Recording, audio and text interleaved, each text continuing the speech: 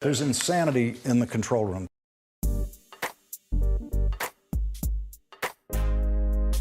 This is an island surrounded by water, big water, ocean water. Trust me, I'm like a smart person. I'm very consistent. I'm a very stable genius. I had the best words. Tolerated. I know words. Mike Pounds. I hope they now go and take a look at the oranges of the investigation. But there's no better word than stupid. Anonymous, really anonymous. I'm very highly educated. One of the wettest we've ever seen from the standpoint of water.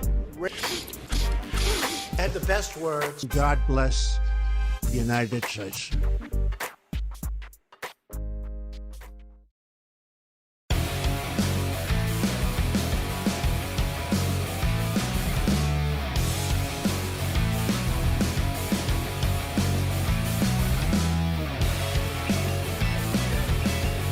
Who's got a hammer?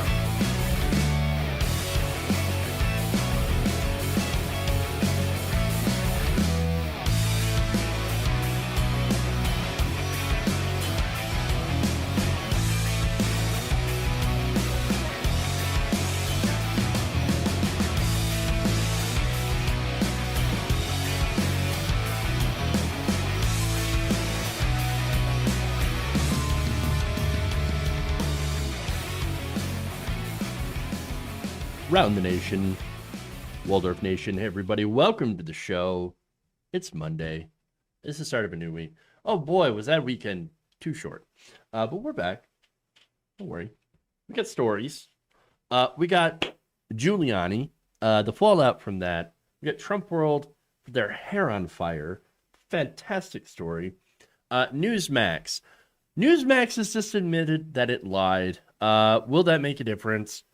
Well, we'll talk about that. We're going to talk about that. Meghan McCain doesn't like the messaging towards Republicans when it comes to vaccines.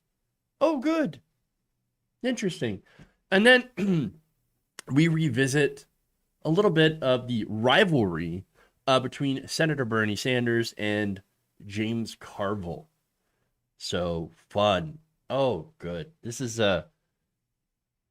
my favorite thing, going after, okay, my second favorite thing. I like going, I prefer to go after conservatives. But in this case, James Carville, well, he applies because he seems to be pretty conservative, at least as far as a Democrat goes. And so we're going to do that. Should be a lot of fun here. Now, before we dive into the stories, I've always hated Carville, even when all I knew was that he talked funny. Carville, oof. Yeah, I know. Don't get me started on Carville. Oof. All right. Anyway, save that for the rest of the show, for the end of the show, I should say. Please like and share the stream. Very important that you do so. Helps us out as always. Very helpful if you do so. Also, of course, super chats. Donos and all that. We'll read those during the show as well. And all that wonderful thing. In fact, Tumbles25, thank you for the 100 biddies. Well, we're just starting the week great, actually. All right. That said, let's dive in. Let's start out with Rudy Giuliani and Michael Cohen. This is it's interesting stuff.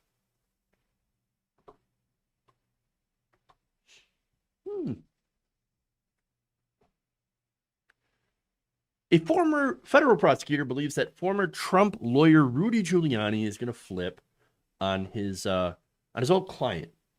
Interesting. So in a Sunday column for Politico, ex-former federal prosecutor Renato Mariotti noted that federal agents may be examining whether Giuliani was acting at the behest of the Ukrainian officials when he urged Trump to oust the then ambassador to Ukraine, Marie Yovanovitch. So again, this goes back to what had happened in Ukraine, subject of Donald Trump's first impeachment. If Giuliani, here's what Mariotti said. about that. Quote, if Giuliani's efforts to push Trump to fire Yovanovitch were done on behalf of Ukrainian officials, that could be part of the sort of foreign lobbying activity that he should have disclosed. Now, we should, okay, we all kind of know by now, or at least we should, that you cannot lobby on behalf of a foreign government or foreign actors without telling the government. It's lobbying 101, okay? And literally the easiest thing that you can do if you're a registered lobbyist. Fill out a form where you say, yes, I'm working on behalf of so-and-so from Ukraine. Yes, they are paying me to do so. Okay, that in itself, look, that whole thing is super corrupt. I don't like it. I don't like the fact that you could do that you can lobby on behalf of not only a foreign government, but also a foreign corporation or just a domestic corporation, if there's such a thing. And, you know, I don't like the fact that you can lobby. But the laws are set up that it is so incredibly easy to get paid to use your influence to lobby members of Congress. It is so simple. It is so easy to make mountains of cash lobbying, even on behalf of foreign governments. And yet, Rudy Giuliani and a lot of these people, Paul Manafort as well, are so stupid that they decided, you know what I'm going to do? I'm just going to not report it to the government. And of course, you know, since they didn't report it to the government, they made all this cash and spent it on whatever they wanted to without reporting it. I guess probably even without paying taxes on it, I would assume. And so it shouldn't be surprised that Rudy Giuliani, again, this guy's he's good old butt dialing, hair dye melting, putting his hands down his pants around minors. Rudy Giuliani, okay? He is not a smart person. They're not sending his best. I'm saying. Only somebody who's a complete and utter cretin, a dipshit of the highest magnitude, can go from America's mayor, the guy who supposedly saved New York on 9/11, even though he didn't actually do anything, and stop crime. Again, he didn't actually do that, but instead, you know, help with horrible policies like stop and frisk, to a always loaded, conspiracy-loving lawyer to the worst modern president in history. Any and all goodwill that he unfairly earned, in my opinion, has been pissed away in such glorious fashion. It has been an actual, just a joy watching this chucklefuck implode. And he ain't done yet, because apparently his biggest act may be yet to come. The former federal prosecutors I mentioned observed that an indictment of Giuliani could mean that that he could turn on Donald Trump, and that would be bad for Donald Trump. Now, at that point, Mariotti says, he will need to adopt a defense strategy that may put him at odds with his former client. He said, noting that Trump would be unlikely to testify on behalf of Giuliani. Again, wouldn't even give him a preemptive pardon. So there's that. That would make him worthless for Giuliani as a witness and force Giuliani to point the finger at Trump to save himself. Oh, so you got everybody throwing each other under the bus. All right. The 5-year sentence Manafort received for conspiring to violate the Foreign Agent Registrations Act, FARA, gives Giuliani ample incentive to do so, especially since he knows Trump cannot pardon him any longer because, of course, he's out of power. Now, that's also why there was a lot of talk of preemptive pardoning. Giuliani, I think he knew that, you know, he was doing some things that were wrong. And so that's the whole speculation there,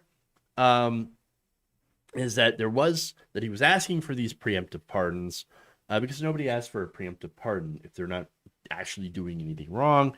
And it also goes along with the speculation, the fact that he did not get said pardon, that their relationship had been pretty sour, not only during the election, but of course afterward. And this would be the end result. Mariotti also added, when a lawyer, particularly a famous federal prosecutor like Giuliani, Giuliani was a lawyer. Can you imagine? Couldn't imagine being represented by this guy. Oof. Sad.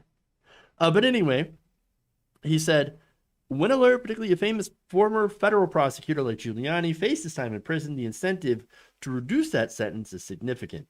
Just like with Michael Cohen, Giuliani will have every incentive to help federal prosecutors if it could potentially reduce his prison sentence.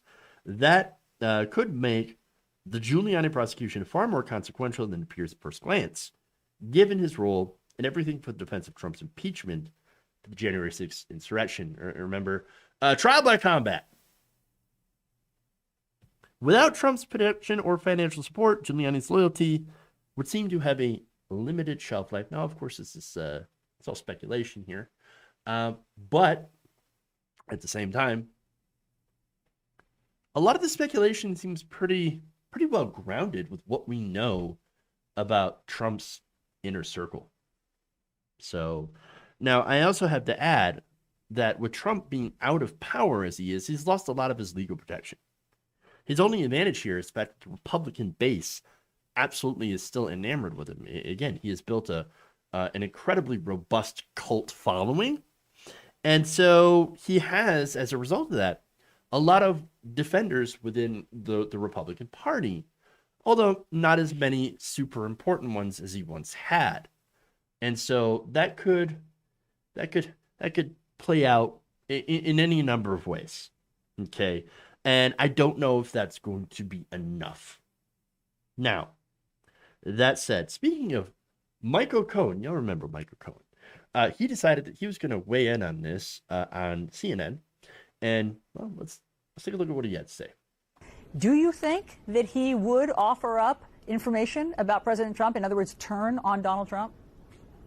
First of all, you have to understand, there really is no relationship, nor has there ever been, between Rudy and Donald. Prior to Donald becoming president, Rudy didn't like Donald, and Donald certainly didn't like Rudy. So do I think Rudy will give up Donald in a heartbeat? Absolutely. He certainly doesn't want to follow my path down into a 36-month sentence for something as innocuous as a hush money payment, right, to a porn star. And I want to say it here and again, at the direction of and for the benefit of Donald J. Trump. What's ironic here is the fact that these tactics of the Southern District of New York in terms of bullying you into a plea deal were created by Rudy Giuliani going back 30 years ago. And it's just ironic that the tactics that he created for that office are now going to be employed against him in terms of making him plead guilty and certainly, at the least, turning over information about Jared, Ivanka, about Don Jr., about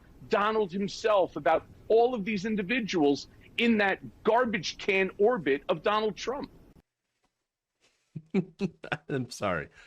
Garbage can orbit. I would say that's pretty accurate to describe that. Now, he also said this. There's no doubt that he's nervous, and it's rightly so that he's nervous, because he knows the power of the Southern District of New York is unlimited, and they use that power. And again, as you heard him say, yeah, Rudy Giuliani has no interest in spending time in prison. So is he going to flip on Donald Trump? Yeah. That said, I would disagree with one fact. Never bet against stupidity. Always bet in favor of stupidity. Why? Because these people they're not very smart. They've done a lot of really, really stupid things. Joe 777B says Michael Cohen was Trump's garbage man, so he would know about trash. So, sometimes it takes trash to talk about trash. And that's what we have here in Rudy Giuliani and Donald Trump. All trash, all garbage, and not very smart garbage either. And again, Rudy Giuliani thinks he's smart. They all think they're smart, but they're actually really stupid. But like a lot of these conservatives, they're also incredibly self-interested. So if the evidence is damning enough, to which, again, Giuliani got his apartment raided, had a bunch of stuff, electronic devices that were taken. I mean, if they find enough damning evidence on those devices, well, that could be real bad. And so you could see a plea deal, and I could see this going exactly the way that Cohen is talking about. So as far as what's going to happen, well, I would just say this. Everybody get your popcorn ready. So I think this whole thing is about to get real entertaining.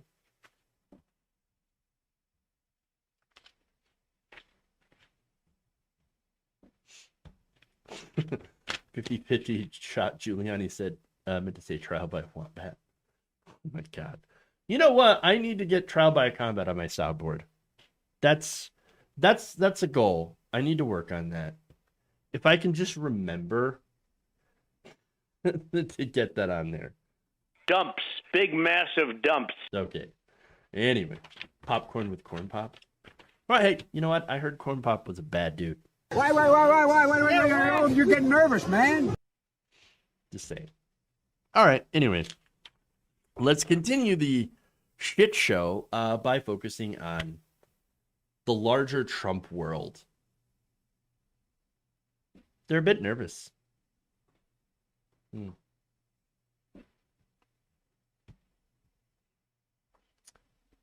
Members of Trumpworld are getting a little bit nervous that they might be next, specifically in getting raided by the FBI. On Thursday, federal investigators armed with a warrant had confiscated cell phones and computers belonging to Rudy Giuliani as part of an investigation into his dealings with Ukraine that stunned a Trump associate, and they called this entire thing, quote, overkill. Interesting. Now, this article has a whole bunch of quotes from different people inside of Trump's orbit. And in fact, one former advisor who wished to remain anonymous told CNN that this raid was a show of force that sent a strong message to a lot of people in Trump's world that other things may be coming down the pipeline. So now, again, this is the interpretation. But generally, when you see people getting nervous that something is going to happen to them as a result of Rudy Giuliani and his laptops, electronics being seized, well, it's got to make you wonder, wait, what did you do? What did you do? Why are you nervous?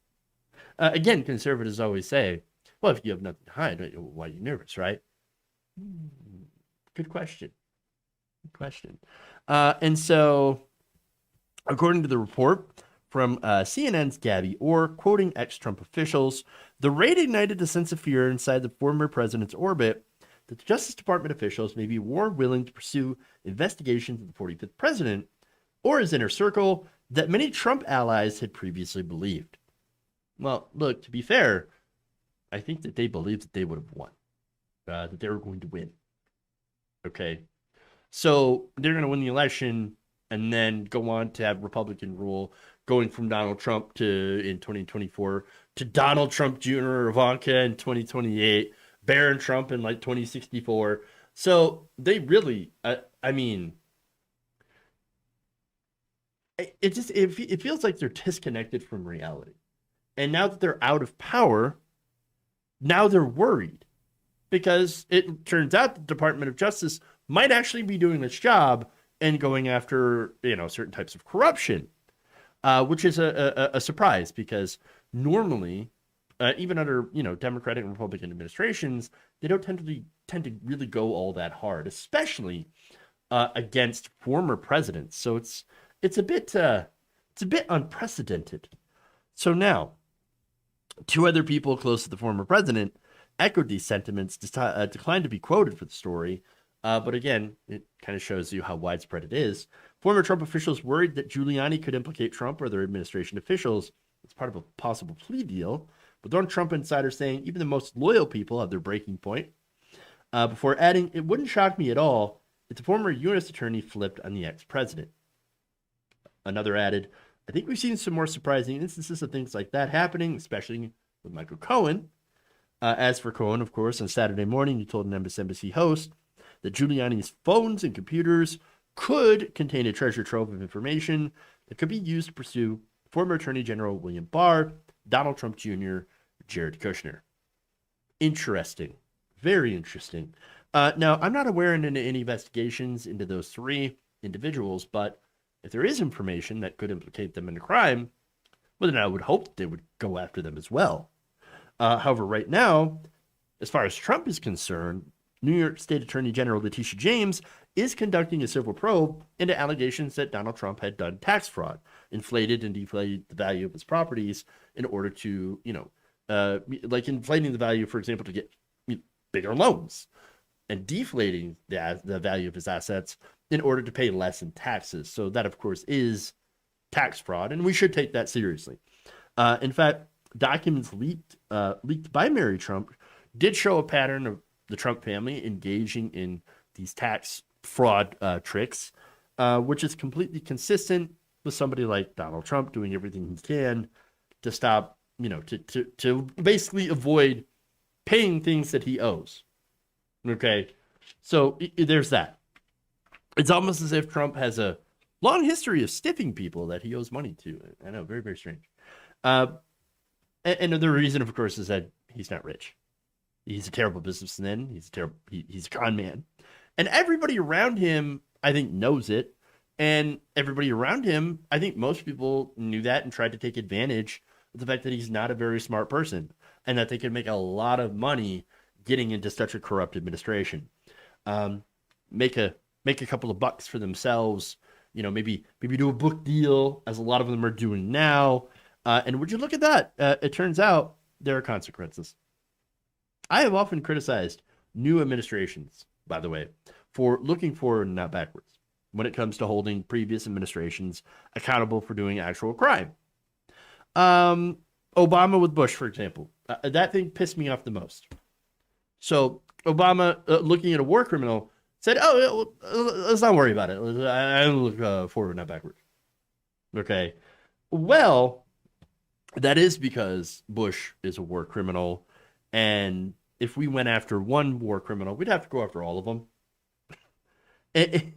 And so that is something that America doesn't do. Let's be fair about that. But aside from being a regular, regular old war criminal, like pretty much every president has been, well, Donald Trump's also a normal criminal. And therefore, he might actually be held accountable for the other stuff. I mean, I'd love to see it, not just, of course, in New York, but I would actually like to see the Justice Department going after Trump and his allies for example, breaking emoluments, abuse of power, corruption, Hatch Act violations, and who knows what else. It would be a small measure of accountability, but at this point, I'd take it. We got to take the W's where we can, man. Just saying. Okay. Anyway, let's go to the next story. Let's go to Newsmax.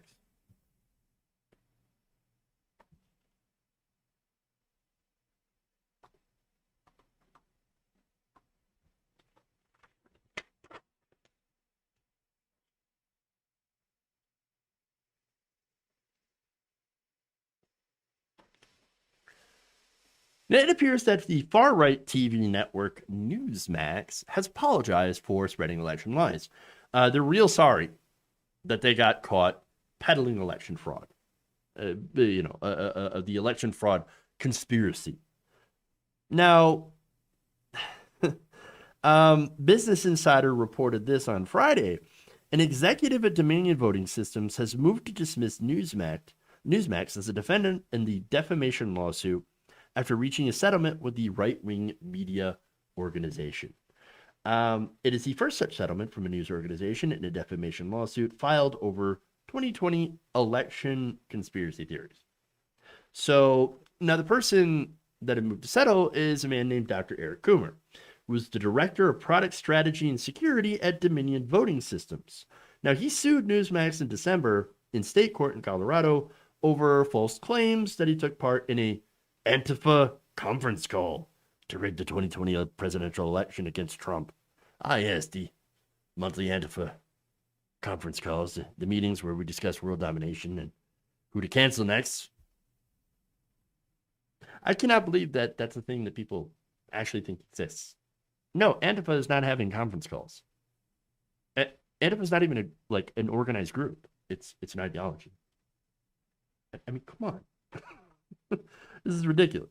But it is amazing how right-wing propaganda is believed so uncritically, which is the problem, because the right wing has shown that it is more violent, more openly violent.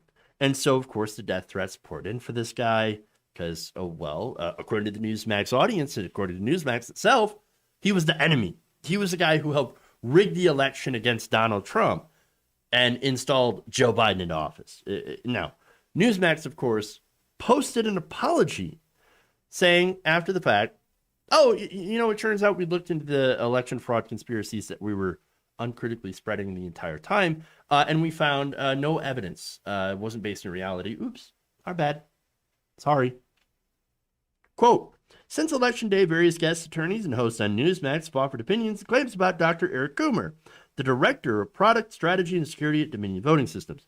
Newsmax would like to clarify its coverage of Dr. Coomer and note that while Newsmax initially covered claims by President Trump's lawyers, supporters, and others that Dr. Coomer played a role in manipulating Dominion voting machines, Dominion voting software and the final vote counts in the 2020 presidential election, Newsmax subsequently found no evidence that such allegations were true.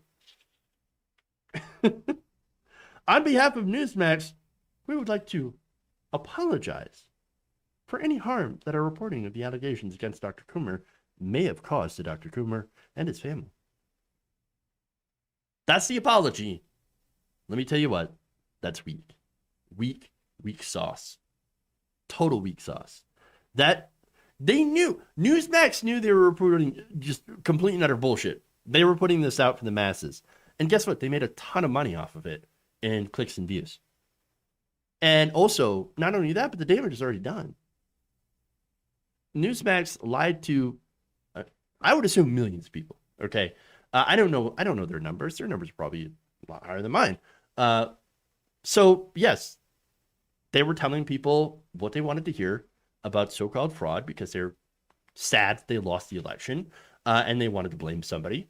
And so here comes Newsmax, here comes OANN, saying, "Oh, don't worry, we know the truth. The election was stolen from you, even though we have absolutely no evidence to, corroborate that, and we know that we're putting out dangerous propaganda that is going to incite some people into violence, as it did in January 6th. But we don't care because guess what? We told you what you wanted to hear, and you gave us clicks and views and ad revenue. That's it." Again, do you think any Newsmax viewers are swayed at all by this backtracking, by this this apology? No, of course not. The lie has already been disseminated. The only thing Newsmax gets with this apology is the fact that they're no longer being sued, for one, and they get plausible deniability. They even said, "Oh, we basically thought that these claims were legitimate. We did an investigation. Turns out they were unfounded." Oops. Sorry, our bad. Yay. We don't have to be sued anymore. So not only are they safe from that lawsuit, but they get to run away with, I think, a lot of the money, because I don't know if they settled for any amount of money. Even so, the amount of probably ad revenue that they had received as a result of this, airing these election conspiracies, was probably a significant amount. So there's no accountability here for inciting the January 6th Capitol riots, or even the death threats that so many have gotten from unhinged Newsmax viewers. This is utter bullshit. Total, complete bullshit. You know what I want to say? I want to see purveyors of disinformation get fucking wrecked. That's what I want to see. You know why? It's because they hurt the discourse, okay? They hurt the discourse and they hurt the country. This is why I can't talk to conservatives. Because when you try to have a conversation with them, they come up with nonsense gibberish, conspiracy theories. You can't have a conversation of, I think taxes should be a little higher on the rich. Why do you disagree? Why do you think that taxes should be lower on the rich and on corporations? And instead, you hear nothing about Antifa super soldiers, communism. I can't have a conversation with you if you don't grasp reality, if we can't agree on simple factual information. That's why Fox News, Newsmax, OANN, all these different right-wing channels, the whole right-wing media sphere is absolute poison. It's garbage. What we need is a fairness doctrine. We need people to actually talk about facts again. We need to have a clear line between opinion and fact pieces. It's okay to be have a conservative point of view. I think you're wrong, but Jesus Christ, as long as you're speaking about things that are in reality, then at least you can have a conversation and move forward for that. We do not live in that country. We have a conservative party in this. Actually, we have two conservative parties in this country, but one is mired in bullshit and conspiracies. That you can't have a country, a healthy discourse, if one party is out in the middle of, nowhere, in crazy land. That's what's wrong with this. That's what's wrong here.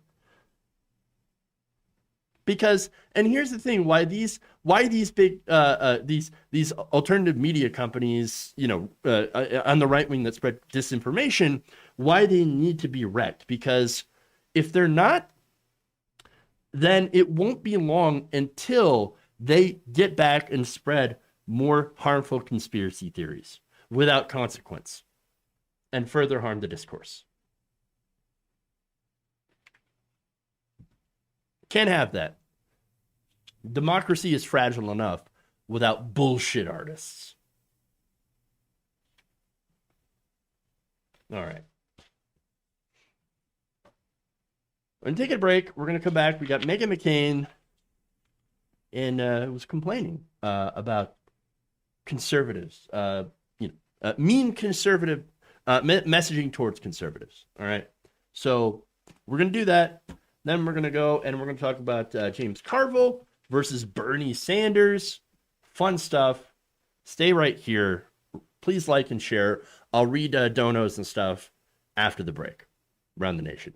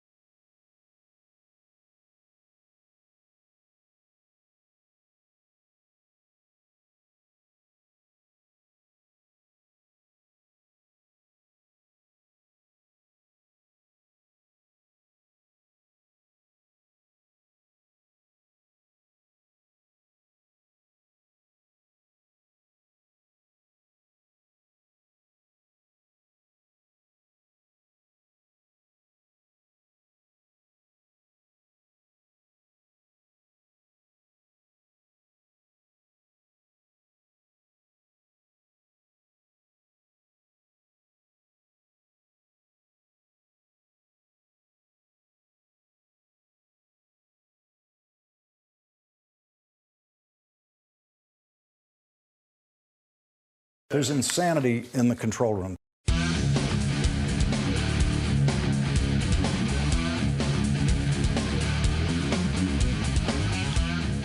Wet ass P-word.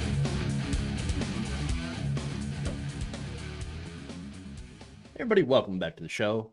Around the nation right here, Waldorf Nation. Waldorf here with you. All right, so let's see. I just want to thank Granny Dragon for gifting a tier 1 month sub. Appreciate that. Again, you know, helps basically it helps the channel. It helps us continue to do the show.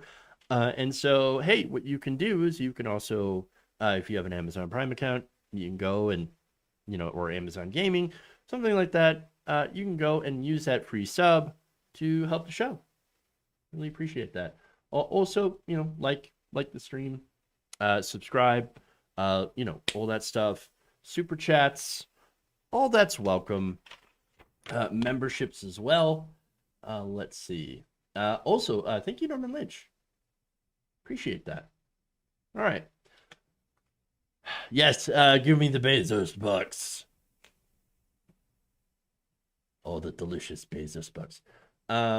You can get confirmation that Antifa is not an organized group by visiting your local branch, submitting your request, and waiting 46 weeks for it to process to regional and central office. Good stuff. Fun. Barron can't run for another 20 years. It's true. Michael Cohen resembles the lawyer from Breaking Bad. That's also fun. How do I use the Amazon Prime to join? You should have an option to use your free sub. Over in there's a little right-hand corner under the screen where you can use to do subs.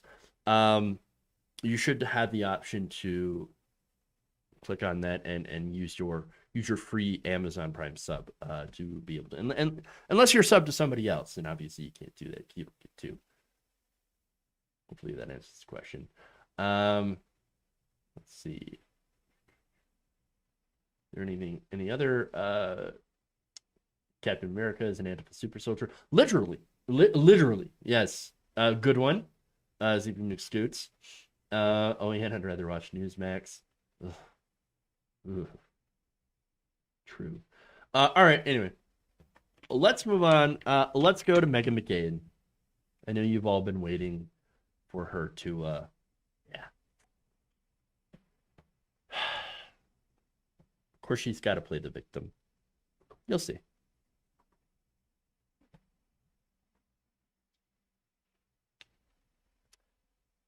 Recently, Meghan McCain decided she was going to blame liberals and play the victim for the existence of Republicans who are anti-vax. So now she's going to go on to say in this next video that there is bad messaging on the part of the White House, Democrats, etc., and that bad messaging is leading Republicans to not get the vaccine. Take a look. Do you think that he would offer up? The messaging towards evangelicals and Republicans is, you dumb hillbillies, stay the hell away from me. And I don't think there's any way that's going to convince anyone of anything if that's the messaging coming out of the White House. The messaging on this is absolute garbage towards conservatives and Republicans, and it's getting worse. It's a public health crisis. I agree. We should all be vaccinated. I myself am vaccinated. I have no problem with vaccines, but the messaging is psychotic. A lot of this feels like it's more about control than science. If the vaccine is 94% effective, which we are told by science and the CDC and all smart people that come on the show it is, if the vaccine works, why do we still have to wear masks outdoors? Why do we have to wear masks inside? And that's also part of the messaging problem, because if you get a vaccine and nothing in your life changes, and I still have to wear a mask everywhere and people still have to wear masks everywhere, then there's not, I'm sorry, but like the way human nature works and human beings work is there has to be an impetus and a reason to get vaccinated to get what you want. And I'm horrified by the way people are talking to Republicans right now. She is horrified by the way people are talking to Republicans. Does she know what's going on in India right now? That there's a massive coronavirus surge that has filled up hospitals. People are dying outside of hospitals. They can't get in. And by the way, the U.S. is hoarding vaccines. And we're not allowing the formulas for those vaccines to go out to other countries so that they can make their own. And yet Meghan McCain is crying about messaging, so-called messaging coming out of the White House that were supposedly, look, I don't know anybody out there, at least in an official, official in power, that is saying, oh my God, hillbillies, Republicans not taking their vaccines, morons. No, I know a lot of regular people are saying that because they are putting us in danger. And that is a dumb thing to do. So, yeah, she is complaining. It is funny. She's like, I can't believe you're so mean to Republicans. Go back a year. Maybe 2 years. Okay. All the way back to 2016. And you could find a lot of Republicans that were of the, the fuck your feelings variety? Yeah, the fuck your feelings crowd sure having some feelings. Very strange. Especially how a lot of them, how many of them wanted to sacrifice grandma so they could sit indoors at an Applebee's again during coronavirus. And now, by the way, here's the ironic thing about this entire thing. When presented with the ability to eventually do so, right, in the form of taking the vaccine, you get as many people vaccinated as you can. It's open to everybody 16 and older. Great, everybody gets vaccine, and they get vaccinated. Wait 2 weeks after they do so, and then we can go back to getting back to normal. Okay, or somewhere back to normal. No, instead of doing that, they're complaining about liberals being mean. Come on. Sad. Now, out of the substance here, because yes, there is substance. Right now, the CDC is recommending that vaccinated people still, in the presence of unvaccinated people indoors, wear a mask. Now, of course, if you have small gatherings, then you can have a mix of vaxxed and unvaxxed people outdoors. And there's, different recommendations. It's a little bit more stringent if you're inside. You still say, avoid large crowds, vaccinated. But if you're in a small group and you're, and you're all vaxxed and you're inside, that's totally fine to not wear a mask. If you're outside, you don't have to wear a mask. Just avoid gigantic gatherings, maskless. This is what the CDC is saying, okay? And I get it. That's for safety's sake. Call it being overly cautious, okay? And that's totally fine. In fact, here's what the CDC is actually saying about this. This is Director Rochelle Walensky. Quote, the CDC cannot provide the specific risk level for every activity in every community, so it is important to consider your own personal situation and the risk to you, your family, and your community before venturing out without a mask. All right, well, look, again, that's sensible advice, okay? So now, the mask requirements are not going to be permanent. The mask requirements will go away once we reach herd immunity, which apparently only happens when at least 70% of the population, the general population, are fully vaccinated. That means the more people who get fully vaccinated, the sooner we can end the mask mandates for everyone, or at least most people other than the most vulnerable. Okay? And so there's that. But now apparently conservatives will look at this and say, well, if I have to wear a mask outside, then why should I get vaccinated? Because it reduces the risk of death if you get it. That's kind of the whole point of a vaccine. The goal of the vaccine is to prevent people from dying or being hospitalized with severe cases of the virus, which you can get if you don't wear a mask. You also give it to others who are both masked and unmasked. Again, the difference here is people who are vaccinated will be able to fight it off much better than people who are unvaxxed. Also, might cut down on some of the variants that might pop up. But apparently there are people that don't care because for them it's about me. So it's real big-brained energy coming out here from Meghan McCain. Okay, I mean, all right. That said, Meghan McCain's co-host Sunny Hostin, she's gonna weigh in on this, and she's gonna pinpoint the source of the problem. In terms of this messaging, that's the kind of messaging that's coming from Noam. That's the kind of messaging that's coming from Republicans. I mean, Republicans are spreading bad messages to other Republicans. This isn't on the left. I mean, Republicans seem to think that owning the libs is just not wearing a mask. I mean, Tucker Carlson and Fox News are actually questioning the efficacy of the vaccine on one night and then telling people to go up to other people and confront them and telling them to take off their masks. The reason people can't take off their masks is because the variant is spreading amongst all those Republicans and white evangelicals that are refusing to get vaccinated. That's what the problem is in terms of messaging. It's not on the left. It's not on Democrats. It's on Republican to Republican. It's on Fox News. It's on all the misinformation. So, nailed it. She's absolutely right. Republicans are owning the libs by refusing masks and vaccines. They're owning themselves. And that's really it. Dying to own the libs when there's literally a vaccine that is free to get. For fuck's sake. They're literally giving out free medication. And I can understand why members of the black community are a little nervous at this because of things like Tuskegee and all that. And look, to be fair, to give Meghan McCain a little bit of credit, she did mention that in some communities, there is that vaccine hesitancy because of things that the government has traditionally done to marginalized and minority communities. Totally 100% fair to point that out. And it is totally 100% fair for those populations to be vaccine hesitant. That is not who we're talking about. We are talking about, again, white conservative Republicans that are like, oh, no, man, I'm going to take no goddamn vaccine. I would just want to go to Applebee's and yell at the staff and tip them very, very poorly. And then I want to make them take off their masks so I can see if they're attractive enough to give a larger tip. That's what I'm going to do. This is a problem, okay? The same people are like, no, you know what? Instead of getting a vaccine, I'd rather die on a ventilator. Because at least, the libs. Come on, man. It's ridiculous. They're the reason that some people are calling those people dumb. And, well, I will include myself in that because I am calling them dumb. It's because of how they're acting. They're being dumb. They're acting dumb.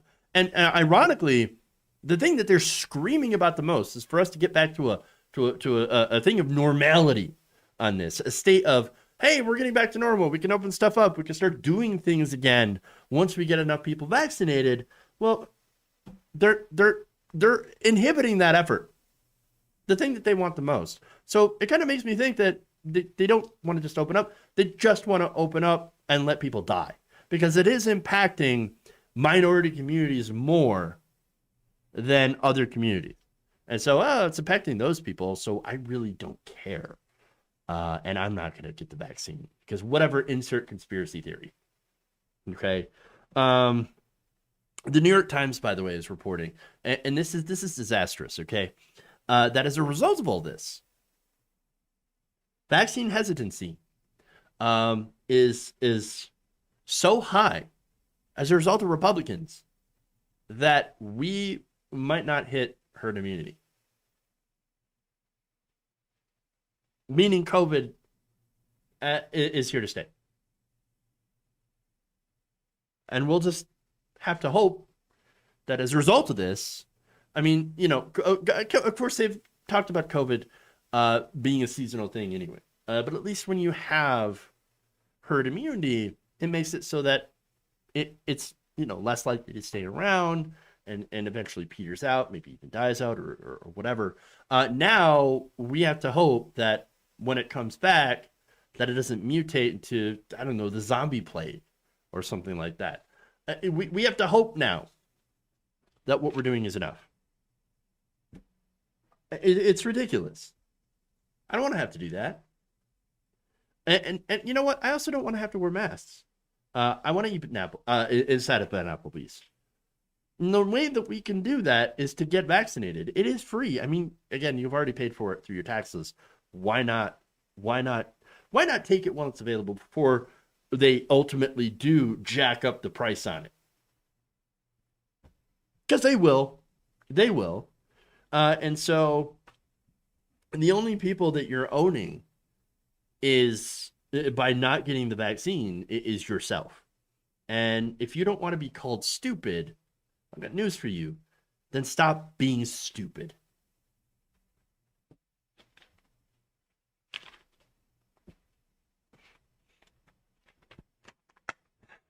Okay.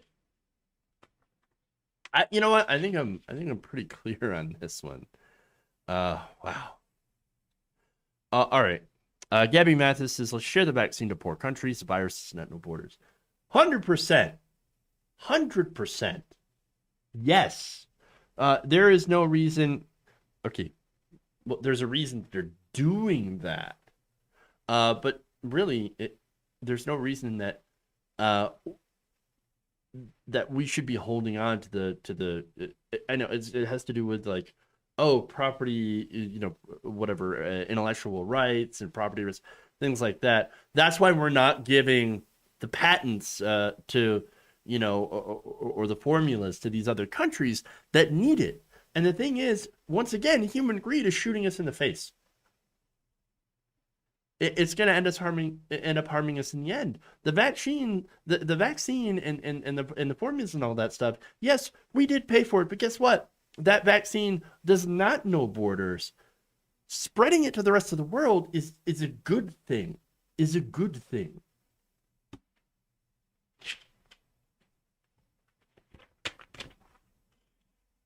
Okay. Anyway, well, let's move on.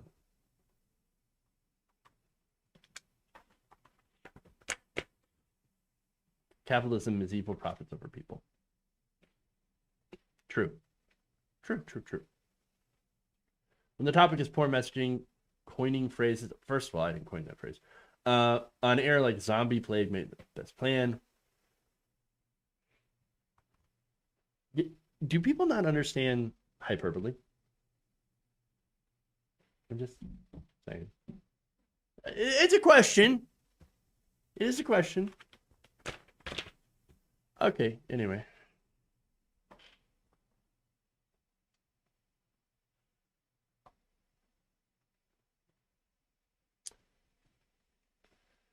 Senator Bernie Sanders and Democratic consultant James Carville, they're not the best of friends, turns out. So now James Carville calls himself a centrist, but really I think he's far more conservative, and he actually is giving conservative policies positions, or at least covered a conservative policy positions, and is now defending Senator Joe Manchin. So now, during an interview Carville gave with Vox.com, he warned that the Democratic Party, quote, can't be more liberal than Senator Joe Manchin, who we all know is not liberal at all. After the interviewer asked him about the possibility of passing Democratic priorities without Republican support through budget reconciliation, which again does require 50 senators, 51 if you count Kamala Harris as the tiebreaker, but you would have to get Joe Manchin on board. So if you're looking at it from that perspective, well, yeah, I mean, you can't be more liberal than Joe Manchin. Well, then the problem is Joe Manchin. The problem is Joe Manchin. The solution is steamrolling Joe Manchin and getting him to go along with your priorities. That said, let me give you full context of his quote. And this is asked by interviewer Sean Illing. There's a philosophy on the left right now which says that the Democrats should pass everything they possibly can, no matter the cost, and trust that the voters will reward them in the back end. Where do you land on that? Quote, first of all, the Democratic Party can't be more liberal than Senator Joe Manchin. That's the fact. We don't have the votes. Now, if he ended there, okay, fair point. But then he says, but I'll say this. Two of the most consequential political events in recent memory happened on the same day in January. The insurrection at the U.S. Capitol and the Democrats winning those 2 seats in Georgia. Can't overstate that. Well, okay, but here's the thing. Democrats won those 2 seats in Georgia as a result of pushing for $2,000 checks, stimulus checks. That was one of the main things that really drove them to victory. They both ran on that. And of course, unfortunately, the Democrats did not deliver on that. And that's going to go into my point later on. But Carville continues. He says, but the Democrats can't fuck it up. Or are you sure about that? Are you sure about that? I mean, never underestimate the Democrats, corporate Democrats' ability to mess it up. Okay, anyway. But he says they have to make the Republicans own that insurrection every day. They have to pound it. They have to call bookers and cable news shows. They have to get people to write op-eds. There will be all kinds of investigations and stories dripping out for God knows how long. And the Democrats should spend every day tying it all to the Republican Party. They can't sit back and wait for it to happen. Just imagine if it was a bunch of non-white people who stormed the Capitol. Imagine how Republicans would exploit that and make every news cycle about how the Democrats are responsible for it. Every political debate would be about that. The Republicans would bludgeon the Democrats with it forever. So whatever you think Republicans would do to us in that scenario, that's exactly what the hell we need to do to them. So, all right. So there is some truth to that. Obviously, Republicans would do that. But the reason that Republicans would do something like that is because Republicans don't have policy. They don't run on policy. They run on white grievance and social issues. And that's basically it. They run on BS.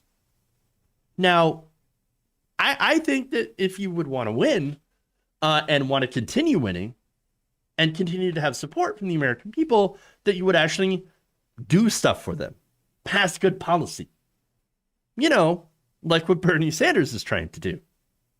And what other members, other Democrats are trying to do. They're trying to pass decent policy that will actually help the American people. What Carville says is, no, let's just do politics instead of pushing policy. Well, I'm of the mind of, why don't we do both? Why can't we push policy and while also doing politics? There's enough room to do both. You can walk and chew gum at the same time. But again, James Carville only wants Democrats to do this type of politics. But here's the thing. Why not? If we can't move without Joe Manchin, then why not push Joe Manchin to vote with the rest of the party? He's the odd man out. And sometimes if you count Kyrsten Sinema as well. Those two are the odd people out when it came to, for example, the $15 minimum wage. Okay, those were the big votes against it. So now, let's look at it this way. All right. If Bernie Sanders were acting like Joe Manchin, or if AOC in the House were acting like Joe Manchin, okay, and threatening to shut down, a good bill, a popular bill, because of whatever reason, maybe to add something, in the case of Bernie Sanders and AOC, probably something good that they would try to add to it, okay? But they threatened to hold up another good bill, like Biden's infrastructure, for example. What do you think people like James Carville would do? They'd flip the fuck out. That's what. All of establishment media, the wave would crash against Bernie Sanders like you would never believe. Okay? The president might weigh in, or at least Vice President Kamala Harris might weigh in. And he'd be called a racist, sexist, selfish, bigoted on social media and these think pieces and whatever. But if Joe Manchin does it, because in his mind, well, it's not. This is not bipartisan enough. We should have more Republicans weigh in on this bill that none of them will support whatsoever. Mitch McConnell just came out today and said we will absolutely not support a $4 trillion, a $4 trillion plan to fix the infrastructure of this country that is falling apart. They said under no circumstances are we going to support that. Are you kidding me? And when it comes to Republican politics, that is on brand for them to be 100% obstinate. That actually helps them because if nothing gets done, they can run on do-nothing Democrats. So, and again, no Republicans are interested in passing Biden's agenda. And the same people, again, the same people who would criticize Bernie Sanders for saying, okay, well, I'm going to tank this bill if we don't get Medicare for all or something. Those same people would not criticize Joe Manchin and not push him while they would push Bernie Sanders. And they do that by saying, because, Well, what we need is we need Democrats in the majority. Now, you tell me, what does keeping a majority do if you can't do anything, if you can't actually get anything passed? I mean, come on. Again, Republicans don't really want to do anything for this country. They want to cut taxes for the rich. They want to deregulate industry. They want to help their donors, essentially. And what Joe Manchin is doing by insisting on this outdated notion of bipartisanship is to say, well, I like Republican ideas, and I want Republicans to have a seat at the table too. But why? They're not a good faith party. It's almost like we don't have a majority because people like Joe Manchin constantly cape for the other side. Now, that said, Senator Sanders responded to this in an interview with NBC's Meet the Press. Sanders told host Chuck Todd that Carville was, quote, not terribly relevant to what happens in Congress right now. Quote, James Carville can live in his world. That's it. The shade. The shade is so good. Now, look, I'm going to go further than Bernie Sanders, and I'm just going to ask a question. Has James Carville been relevant ever since the 1990s? Oh, he helped Bill Clinton win the election. Yeah, back when our politics was decidedly different. Again, remember, Bill Clinton said that, what was the era of big government's over? Or was that Ronald Reagan? That said, Bill Clinton had passed some pretty conservative measures. For example, quote unquote, reforming welfare is another one. And so the point that I'm trying to get to is things have changed. Times have changed. It's not 1992 anymore, okay? It turns out that the American people actually want government to do things. I know. Let me give you some examples, by the way. The Center for American Progress and GBAO Strategies recently did a large national poll. And about 2,000 registered voters. And it was conducted online from February 2nd to February 7th, 2021. And so, the people sampled, of course, from different walks of life, representative. You know how polling works. And they found that the American voters actually want the government to play a strong role in securing basic living standards for all people. Specifically, the majority of voters back a range of different proposals to increase the economic security and opportunities for low-income families. They want the government to come in and actually do things to help regular people. Yes, people actually want government to work and work for them instead of the system that we have right now where the government works for largely the wealthy and large corporations and defense contractors and all that. Now, there's more than 7 in 10 voters across party lines support major infrastructure investments. Now, of course, they asked about a $1 trillion package. Now, Biden is asking for 2. They are also asking for, they also support guaranteed sick days for employees, paid family and medical leave, increases to the SNAP program. That's, of course, in another one of Biden's bills that it's coming later on.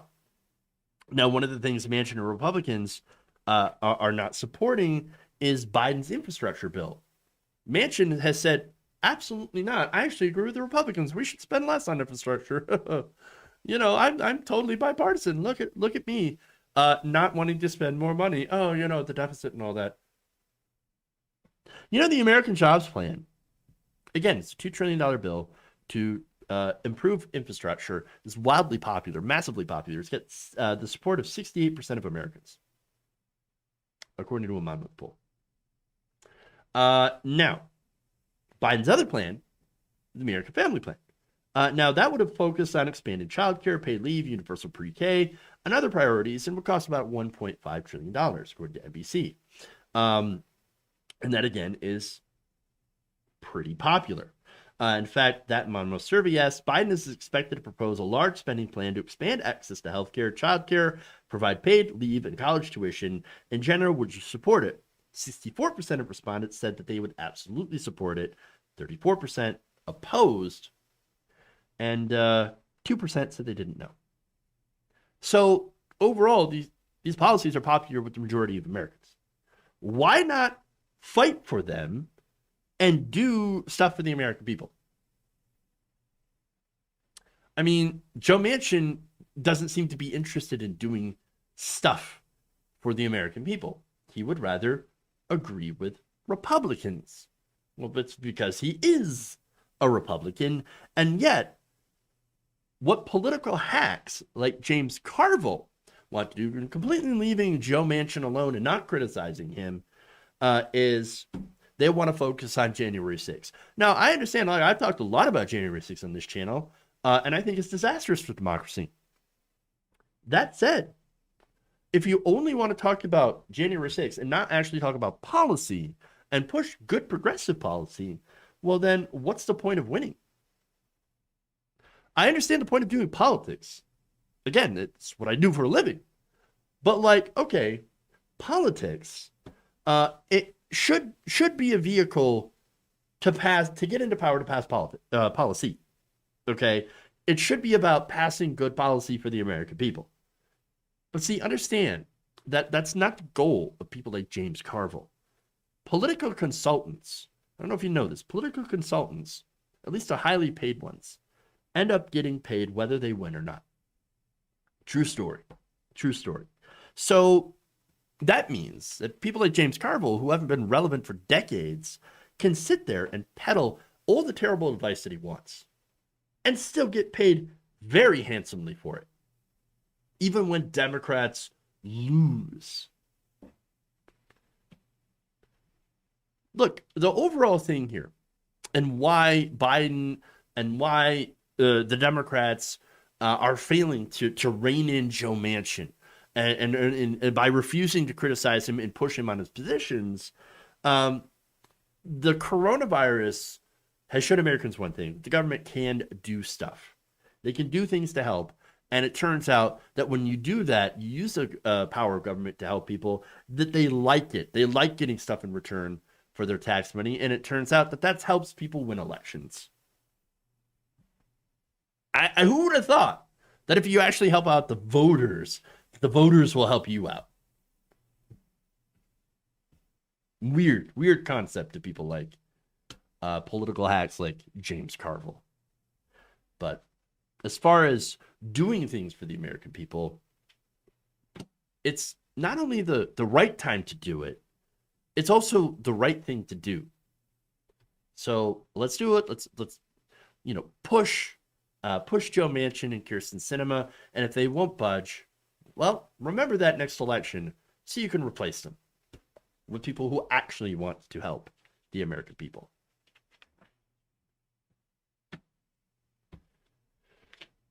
All right. That said, that's all I've got for you all today. Thank you for going around the nation with me today. Please like and share the stream if you haven't already. Also, subscribe, become a patron, patreon.com/JeffWaller. Your support is the only reason I'm able to continue doing this show. All that wonderful stuff. So thank you. Help us out. We love you. And we will see you later on. We'll see you tomorrow. And remember, change begins with you. Good night, nation. We'll see you later.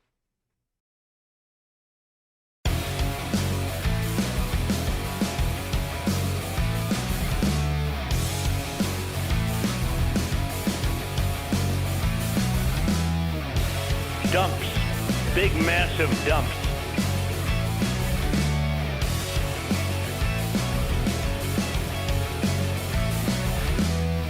Who's got a hammer? Tighten up my knees. I like my knees tight.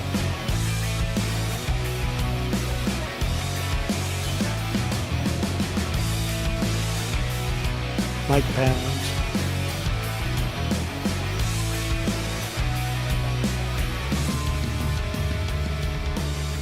Wet ass P-word. Please clap. You're kicking me out the door. You're kicking me out the door.